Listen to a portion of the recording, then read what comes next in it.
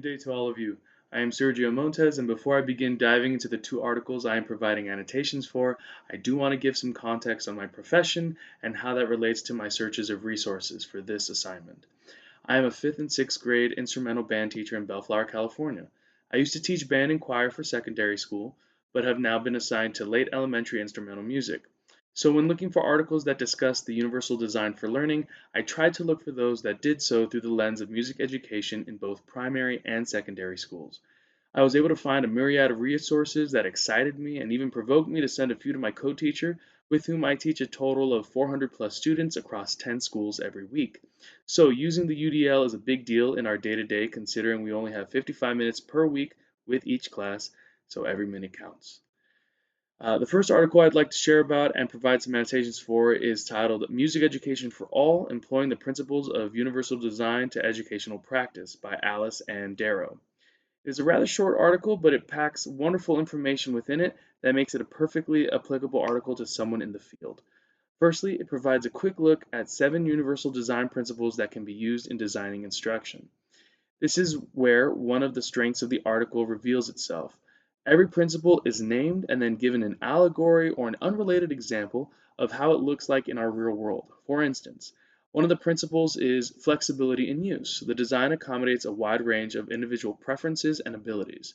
Example, a museum visited as a field trip for a course allows each student to choose to read or listen to a description of the contents of display cases.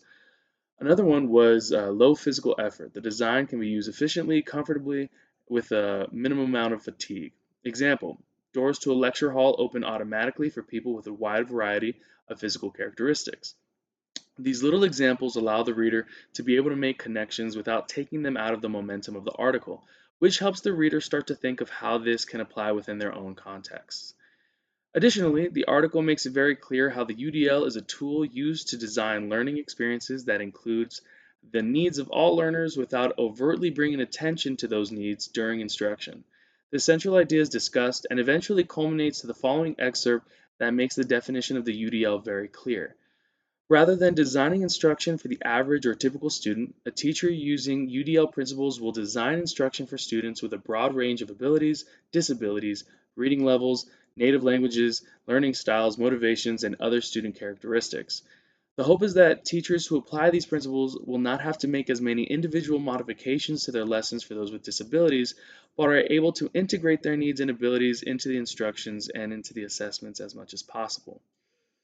A challenge that this article proves to have is how short it is. The title reads Music Education for All, but the article only mentions UDL application in music in passing throughout the article, and only has one paragraph dedicated to it at the end. The ending felt a bit abrupt. I think of this article as a play. The author was building the landscape where the main characters of the article would tell the story. Specifically, they would focus primarily on specific examples of how to apply these principles in music classes. But after finishing the setting, the main characters in the story were never introduced. I think the value of the setting is still very high, and I am even forwarding this article to my mentee who I'm currently mentoring in their induction program, but I do wish there was more. The second article that I would like to discuss is titled Steps for Designing Authentic Assessments for Students with Disabilities in Music Classes, authored by Kimberly Van Wielden and Julia Heath Reynolds.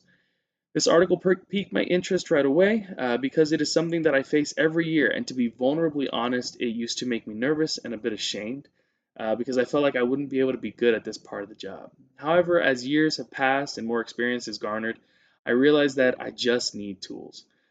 Students with disabilities want to participate, learn, and grow with their classmates like any other student. So while I didn't have this article when I think I should have had it closer to the beginning of my career, reading it made me feel incredibly seen and validated. Uh, what I ended up doing anyway, as part of my personal teaching practice, is what I saw in the article. So the article itself is a wonderful how-to guide for music teachers to approach their students with disabilities with knowledge, an open mind, and the creativity needed to design appropriate learning opportunities and assessments for these students. It specifically mentions the need to read through students' IEPs or individual education programs or plans that detail the progress, goals, and challenges that the student has shown thus far in their educational journeys.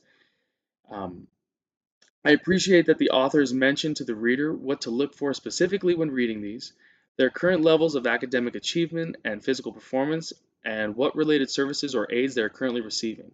Additionally, the authors mention the need to consult the section that details the various environmental, social, and behavioral challenges and guidelines that have been identified and suggested for this particular student.